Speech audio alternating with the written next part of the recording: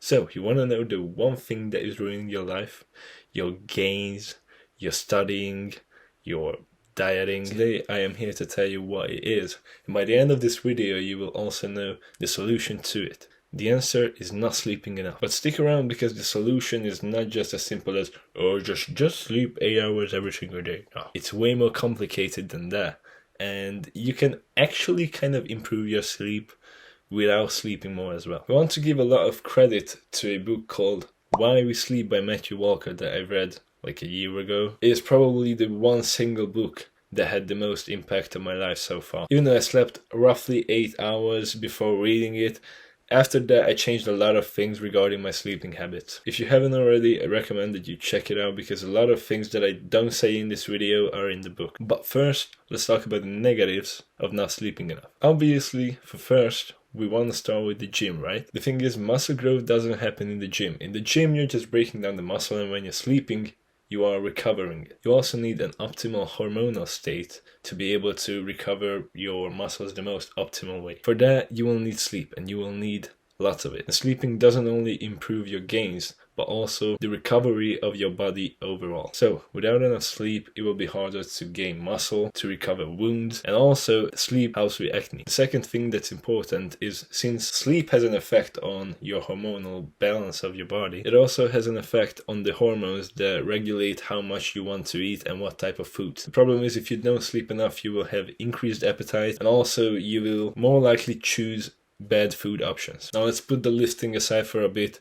Sleep also improves your mood in general. And not sleeping enough can lead to depression, even if otherwise your life is perfect. I always find that when I sleep like 6 to 7 hours every night, I have a way shittier mood than when I sleep like 8 to 9. More sleep also improves your performance, both in the gym and both when it comes to studying. So it will be easier for you to learn your subjects in school, and you will also have better performance in the gym. And it doesn't only mean that you will have increased gains, it also means that 1 or 2 nights of bad sleep can cause 1 or 2 bad workouts. Apart from all of this, sleep also helps with a variety of other things. For example, Alzheimer's disease and avoiding different illnesses. It also helps with learning new motoric skills, for example, biking or whatever, but also doing a new exercise with good form. Besides all of this, sleep also improves your sex drive. Another important thing that I would like to mention is driving when you didn't have enough sleep is like way more dangerous than when you had like 8 hours. Now, when it comes to falling asleep, there are 2 key factors.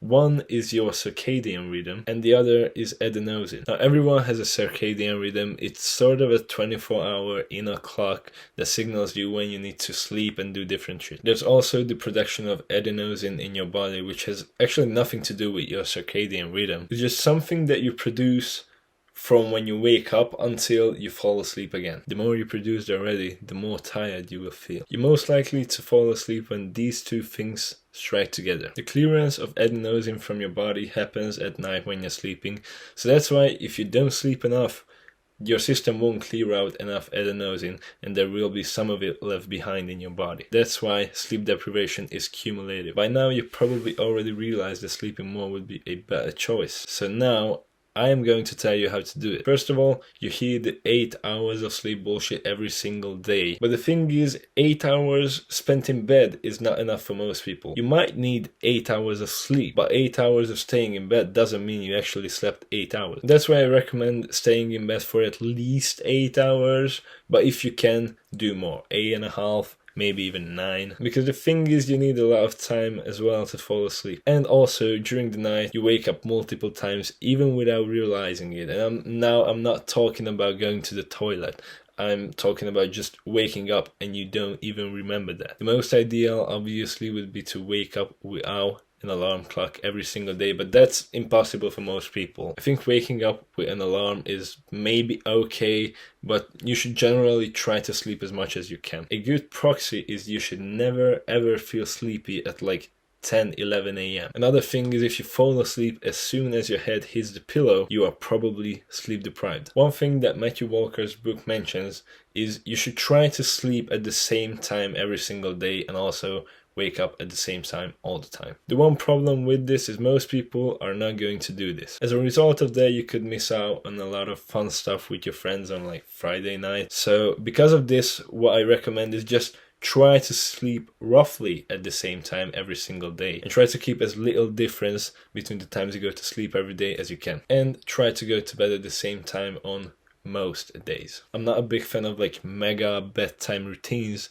but this one thing helps a lot, and it's not looking at screens 1 hour before bed. This is because the blue light that these screens emit stop you from producing melatonin, which helps you to fall asleep. If you really have to look at screens though, which I actually highly doubt, blue light filtering glasses can be an option. A colder room can also help you fall asleep more easily. And another thing that I think is valuable is reading before going to bed. Reading makes your eyes kind of tired, and it's also not a very stimulating activity, so because of that, it's easy to fall asleep while reading. Now, what a lot of people do to stay awake is take caffeine, and what a lot of people do to fall asleep is drink alcohol or maybe smoke weed. The problem with this is after a while you get used to caffeine and you will always need more. Another problem is it takes actually quite a lot of time to clear out of your system. So that's why if you're still drinking coffee at 2 p.m, you're probably not going to fall asleep that easily. And the problem with alcohol and weed is these things might help you fall asleep, but they also impact your sleep in a negative way. So you should probably stop relying on these all the time. Progress gradually. If you're currently sleeping 7 hours and you like to sleep 8, then you can gradually just add 50 minutes every single week, and eventually you get there. And if you're lying in bed for a long time, not able to fall asleep, then you should wake up and do something. But I recommend you to do something that is not very stimulating and something that is very boring. Shit like reading, walking, maybe cooking something, and also pick something that you can stop doing immediately when you feel sleepy, and when you will feel sleepy, just go to bed. Now you know everything you need for good sleep, but that is still not enough, unfortunately, to get you jagged. So if you want to know how to do that, simply click here.